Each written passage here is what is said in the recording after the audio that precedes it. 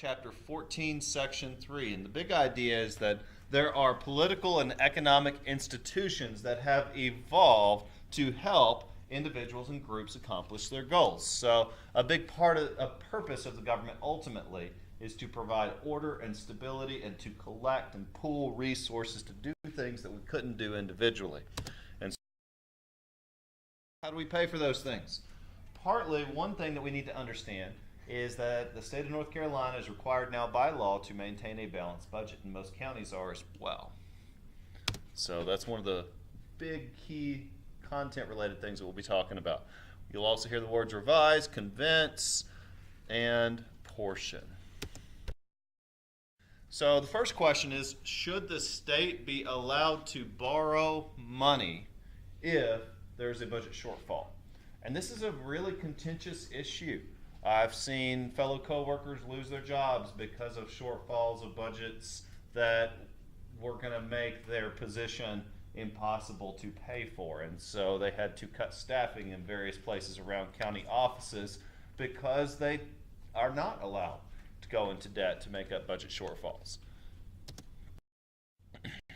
So how is the state budget process decided upon? How is the local budget process decided upon? First off, there are two parts of the budget. Number one, revenue.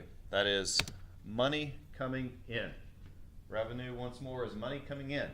And that can be through taxes, that can be from donations, that can even be from profits related to businesses that government may or may not own. Secondly, are expenditures. Expenditures are the items in which the government spends money on or plans to spend money on, and the amount of that money. So, two things in regards to budget. That is the money coming in, revenue, and the money going out, expenditures.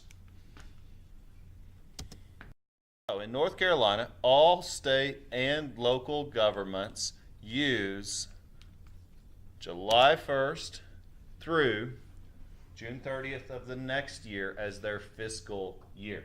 So every summer, as of July 1st, Henderson County's Board of Commissioners approve the budget for the next year, which will then run until the end of June of 2019. At the state level, the General Assembly, that is the elected legislature, adopts a biennial, meaning 2-year budget, in each odd-numbered year. So, for example, we're still operating off of the budget that the General Assembly approved last year, which will run until June 30th of 2019. So, how does a budget get passed? Well, number one, the governor is required, and our current governor is Roy Cooper, is required to present the budget to the General Assembly. Now, the budget he presents by law has to be balanced. Now, balanced means that expenditures do not exceed revenue, that we cannot spend more money than we are making in that given year. Meanwhile, the General Assembly studies that budget. They suggest any changes, and I would imagine this process has become more contentious because now the governor is a Democrat and the General Assembly is controlled by the Republican Party. So the two are going to argue over the details. They will revise it. They will eventually send back the revised budget to the governor. And assuming the two parties have come to a compromise, they will pass the budget. And this encompasses all the money that goes to all the counties and schools and sheriff's departments and public utilities departments, etc. Okay, so what do we spend this money on? The largest budget item in the state of North Carolina are the public schools. Close second is transportation. Some states spend more on transportation, some spend more on schools, but these are typically the two largest budget items in addition to health and human services. In fact, did you know that the largest employers in this county are number one, the schools. Henderson County Public Schools, largest employer in the county. Number 2, any guesses? Public transportation. Health and human services. Health and Human Services. The hospitals are the second largest employer in Henderson County. So schools, hospitals also happen to be two of the biggest expenditures of the state of North Carolina. And so what pays for this? Well, North Carolina has a state income tax, and that provides half of all the revenue that the state of North Carolina generates. Now, in a good year, the state is going to take in more money than they need. That's called a budget surplus. And they have two choices, and it's a good problem to have. They can either save that money or they can spend that money. You know, maybe they want to create some new jobs, maybe they want to build some new buildings, allocate more money for transportation, or whatever it is. However they decide to spend that money, to the General Assembly and the governor. Now, of course, North Carolina is not allowed by law to borrow money for operating expenses.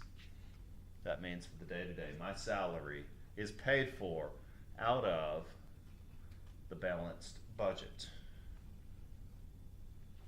There's a catch, though. The building that we are sitting in right now cost an awful lot of money, and we're very grateful for it. That may not necessarily have been money that the state had at the time being.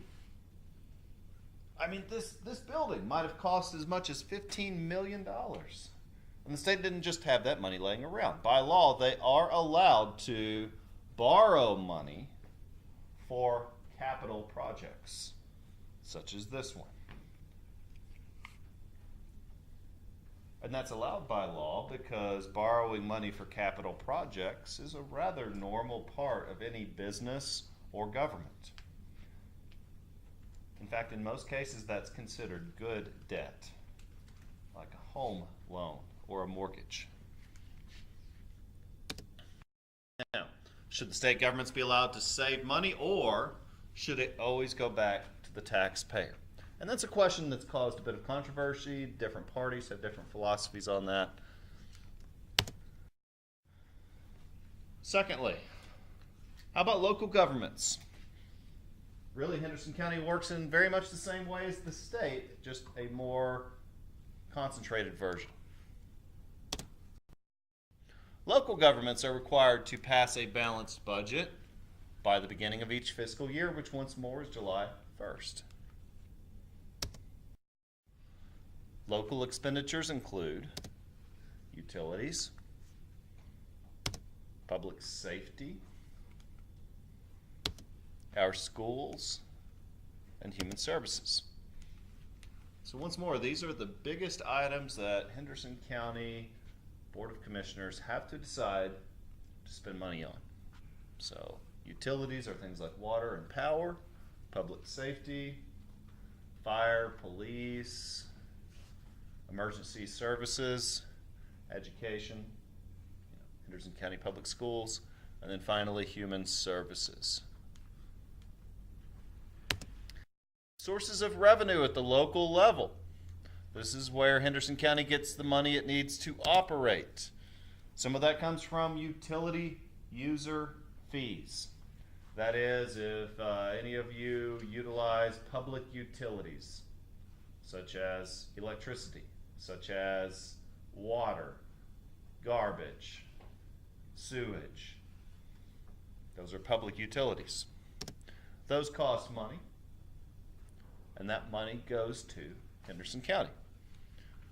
Next is property taxes. If you own property, like your parents own a house, then that property will require the payment of a tax each year, and that tax goes directly to Henderson County for the services that you use. Sales tax, anytime you buy gas, go to the grocery store, go to Walmart, Best Buy, anything that you buy in Henderson County has a sales tax attached to it. Any of those tourists who come into Henderson County are buying things and spending money, and that sales tax goes back to Henderson County. So one of the big reasons that we have the nice things that we do, like this new building, is because we have a large influx of traffic each year, starting with tourist season. Thanks to the revenue collected from their sales taxes, our county does a lot better than most others. And then finally, intergovernmental revenue. And that's money that comes from the state or the federal government. Okay, so the question is, should local utilities or local governments own utilities, or would the utilities be better off privately owned? So right now, Duke Energy probably provides most of the electricity for you guys. There's also Haywood Electric. There's also another small one I can't remember. And those are privately owned. So right now in Henderson County, we don't have publicly provided electricity, but we do have publicly provided water if you live in the city limits, sewage if you live in the city limits, or even garbage collection.